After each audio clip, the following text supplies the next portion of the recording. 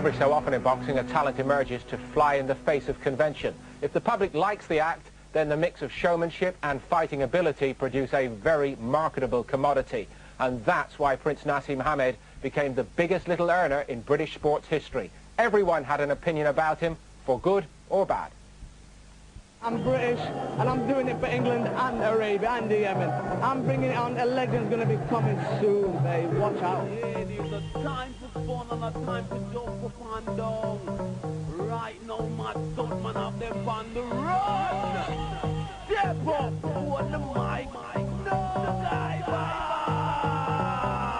Watch out, just watch out. Respect.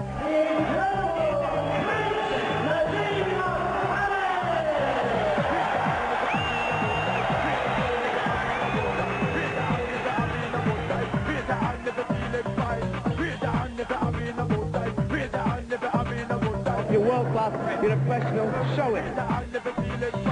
I'm not bragging anything, but I'm too good. That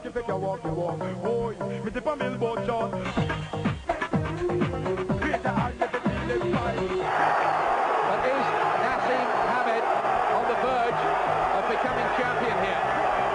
Yes, he's really turning on the scale now. And I think the referee stopped it. He stopped the fight. And Prince Naseem Hamed is now king. I was too strong, too fast, and too good, and I'm world champ. Respect in every aspect.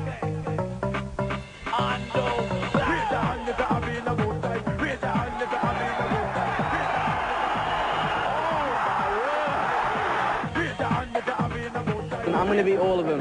I'm going to bring so many world titles back to England, it's going to be untrue. I'm going to be a legend, and I said that from the start.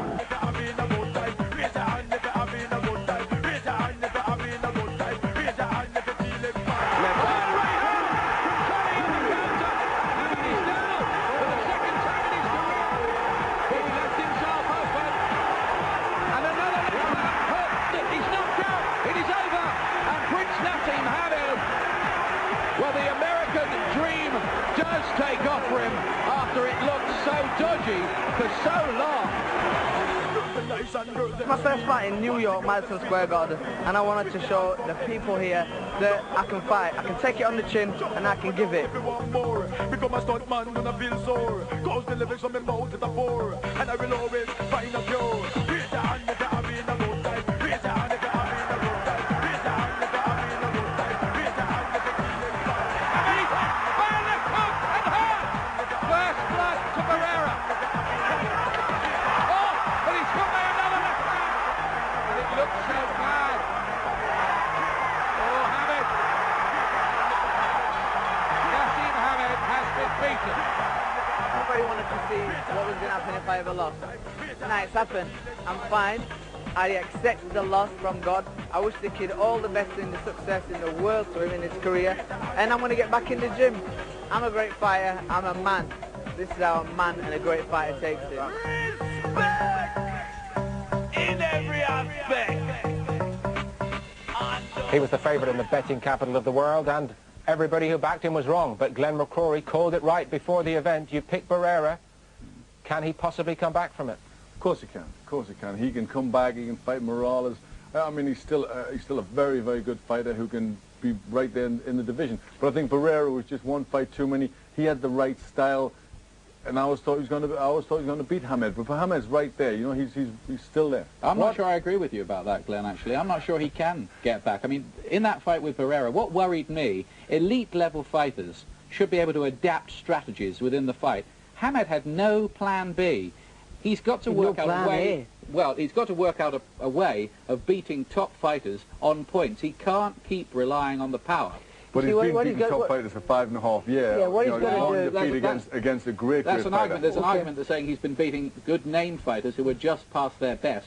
Barrera was the biggest test, and you've got to say he failed it. He makes himself a great if he can come back from it. That's his problem. I think the problem with Naz is, just to reiterate what Ian said, he doesn't go in there with a fight plan. He just reacts. He's so naturally talented, he just reacts. He's got to learn. He's got to change his attitude first, and he's got to learn just to box with more of a strategy, more of a plan. Okay, Barry, as a professional, that sounds good talk, but, you know, for fans watching this with us at home, how do you change things like that? He's 27 years of age. He's never going to change, Paul. I am agreeing with that. He's never going to change. What he has to do is, in his own mind, he has to go in there and give more respect. He's so cocky now that he doesn't really respect his opponents. He's got so much belief in his power that he thinks he can walk in there and knock everybody out. He's got to change that. He's got to have a plan. Barry, the way he boxed Jose Badillo. I think he respected Pereira. Yeah. All right, I think he had almost too much have a plan. respect. He didn't have a plan how to fight I'm worried Pereira. about the whole thing with that on the night.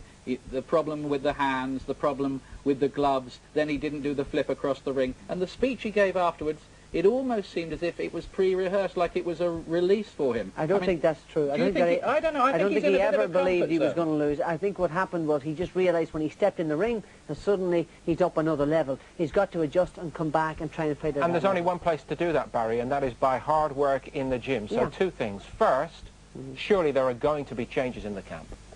Yes, I think there is going to be changes in the camp, but Nasser's got to be less of a control freak. He's got to use one trainer in a more methodical fashion and work with him, and also change his style of fighting in the ring. Well, that's my second point. Technically, you've been there. How can he change? He basically has to stop fighting with his hands down around his waist. He's got to put him at least chest high rather than down around his waist. Get him up to his shoulders and start thinking about more respect as far as his opponent's concerned. Use the centre of the ring, box. He can do it.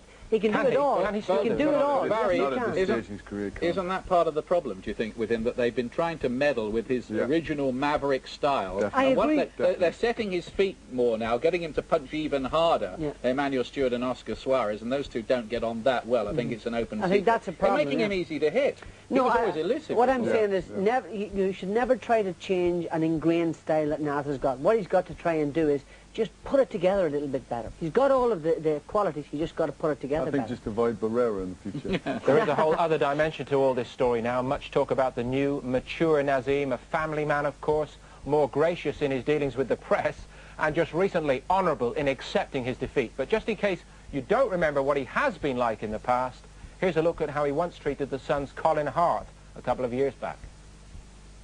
You are one of the worst journalists I've ever come across. Do you want to know why, Colin?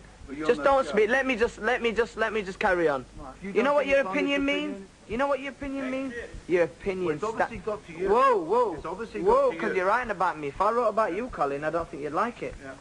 And I'm speaking to you from my heart. I don't like you. I don't like you, Colin. Well, You're a fool. I think Naz realised he was out of order on that particular day, and when we got back to London, he had the good grace to apologise for his behaviour. He knew that he had behaved badly, and he apologised for it. So I think I probably deserve what I got in the press, but they did go wild, you know.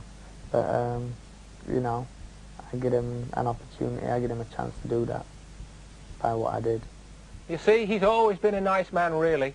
But there's more going on behind the scenes there, Ian, and you were party to most of it, I think. Well, there was a lot of stress, I think, around the time of that Atlantic City fight. It was around the time he was breaking up with Brendan Ingle and Frank Warren. There'd been visa problems. He'd arrived late. A couple of years back. And all the tension surfaced in that confrontation you saw with Colin Hart. But I tell you what, Naseem Hamed, he's not a bad guy, really, if you know him closely. He called a meeting with myself and Adam Smith, colleague on Sky, and with the press guys, and said, look, I'm sorry it went like that, I'm sorry it went wrong. And I think, like, since then, really, he's been more mellow and more mature, and last time out, he was a pleasure and a privilege to deal with. Barry, nonetheless, he is in uncharted territory now, isn't he? As a big-name fighter, and with due respect, you went through the same thing. Big personality, but suddenly a loser.